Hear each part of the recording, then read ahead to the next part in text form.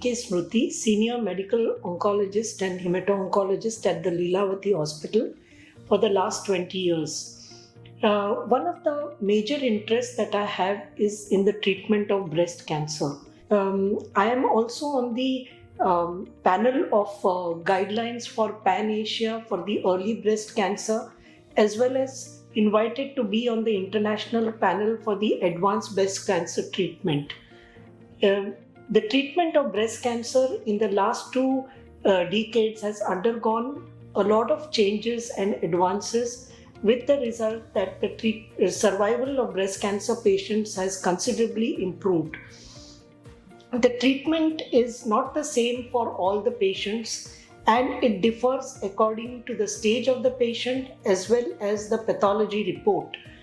In the pathology report, you have reports which indicate what sort of substances are present on the cancer cell. That is the estrogen receptor, the progesterone receptor, and the HER2 receptor. These help the clinician to decide what sort of treatment the patient should receive. Chemotherapy, of course, has been one of the major treatments of breast cancer given before and after the surgery to kill the breast cancer cells. This treatment can be given very safely and painlessly with the help of several medications which prevent the common side effects like nausea, vomiting, and drop in the counts. Most of the times, this treatment is a daycare treatment, does not require an overnight stay in the hospital, and can be given without much side effects. The second treatment is the hormone therapy, which are either tablets or sometimes injections, and these tend to block the hormones which are produced in the body and which make the cancer cells to grow. These tablets or injections sometimes needs to be given for years together, but they are important for those patients where the breast cancer cells have the estrogen and progesterone receptor.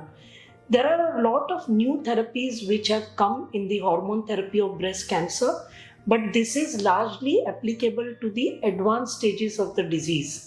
The third and the most important treatment is what is called as the targeted therapy. These are either injections mostly or tablets which are given along with chemotherapy, and they target only the breast cancer cells and actually spare the normal cells. These benefit about 25% of breast cancer patients who actually have the HER2 receptor on their breast cancer cells. So armed with all these weapons, and the latest one being immunotherapy, which are actually injections which activate the immune cells of the body to fight the cancer and kill the cancer cells, but largely used in the advanced treatment. Another important advance is the use of immunotherapy, which activates actually the fighting cells or the immune system of the body to take care of the cancer cells. Of course, at the moment, it is applicable only to patients with advanced breast cancer.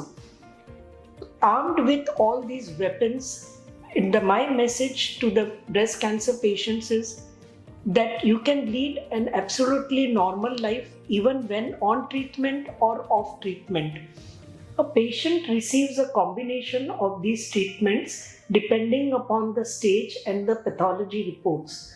What is the good news? Well, there are some patients who can actually avoid chemotherapy and may be treated only with hormone therapy.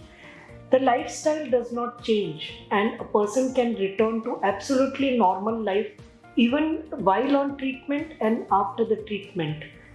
Third most important thing is, armed with all these weapons, you must focus on the fight against this disease rather than fear and fright. Remember that cancer is only a chapter in your life and not the whole story. So stand up and fight this disease.